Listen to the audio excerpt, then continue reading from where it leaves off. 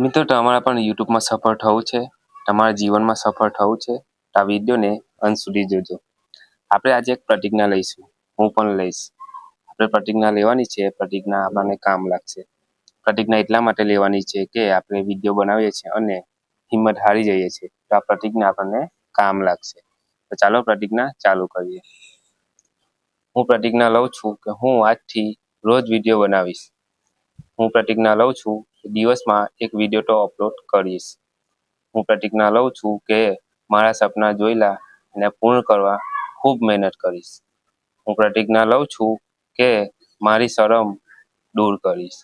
હું પ્રતિજ્ઞા લઉં છું કે મારા શરીરને સ્વસ્થ રાખીશ. હું પ્રતિજ્ઞા લઉં છું કે હું ડેલી સવારમાં ઉઠીને ફ્રેશ થઈને એક વિડીયો તો બનાવીશ. તો મિત્રો, હું લોકોની જેમ નથી કહેતો કે આ સેટિંગ કરો, પેલું સેટિંગ કરો, વિડીયો વાયરલ થશે. પણ હું ખરેખર મારા અનુભવની સલાહ આપું છું કે રોજ વિડીયો બનાવો. આ પ્રતિજ્ઞા લઈને રોજ વિડીયો બનાવો, તમને કામ લાગશે. હું એવું તો નથી કહેતો કે આ સેટિંગ કરો, પેલું સેટિંગ કરો. લોકો કેટલું કહે છે આ કરો, પેલું કરો, પણ વિડીયો એ રીતે વાયરલ નહીં થવાના. ડેલી વિડીયો બનાવશો તો તમારા વ્યૂઝ આવશે જ. 10, 20, 50, 100 ચાલુ થશે. મેં પણ સ્ટાર્ટિંગમાં આવું જ કર્યું હતું.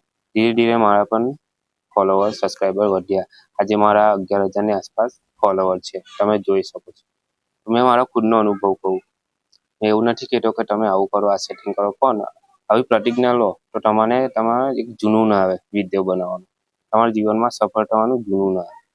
કારણ કે આપણે સપના તો બધા બહુ જોઈ લીધા છે, પણ પૂરા નથી થતા. એમ તો નથી થવાના પૂરા. આવી એક પ્રતિજ્ઞા લેવી પડે તો પૂરા થાય. કારણ કે આપણને યાદ રહે કે પ્રતિજ્ઞા લીધેલી છે. જીવનમાં જ્યારે પણ હારી જાય અને નીચે માથે કરી દઈએ ત્યારે આ પ્રતિજ્ઞા કામ લાગે. તો મિત્રો, આ પ્રતિજ્ઞા તમને બહુ કામ લાગશે. કેમ કામ લાગશે તમને ખબર જ છે. તમને વિડીયોમાં પ્રતિજ્ઞા સાંભળીને સમજી જ ગયા છો કે આ પ્રતિજ્ઞા બહુ કામ લાગશે. આપણે જ્યારે વિડીયો બનાવીએ છીએ, પહેલાં તો એક વિડીયો બનાવીએ છીએ અને બીજા દિવસે થાકી જઈએ છીએ, હારી જઈએ છીએ. એમ તો ખબર નહીં પડે તમને. જીવનમાં કંઈક ઉદાહરણ હશે તો જ ખબર પડશે. એક ઉદાહરણ આપું મેં. રોડ છે, એક રસ્તો છે, તમે રોજ જાઓ છો તો તમને એ રસ્તો યાદ નહીં રહે. પણ એ રસ્તામાં એક્સિડન્ટ થશે તો એ રસ્તો તમને જરૂર યાદ રહેશે કે હા, અહીંયા એક્સિડન્ટ થયું હતું. તો એવી રીતે આ પ્રતિજ્ઞા છે, ઉદાહરણ આપ્યું છે કે તમે ડેલી વિડીયો બનાવશો. એક દિવસ ચાલુ કર્યું વિડીયો બનાવવાનું અને થાકી ગયા. શું કરીશ, કેવી રીતે કરીશ, લોકો જોવે છે. તો એટલા માટે મેં આ પ્રતિજ્ઞા લેવડાવી કે તમારે કામ લાગશે. પ્રતિજ્ઞા યાદ આવશે, હા એ પ્રતિજ્ઞા છે. પ્રતિજ્ઞા સાંભળી વિડીયો બનાવવાનું જૂનું ના આવશે. તો મિત્રો, આ પ્રતિજ્ઞા તમને ગમી હોય તો ડેલી જોજો.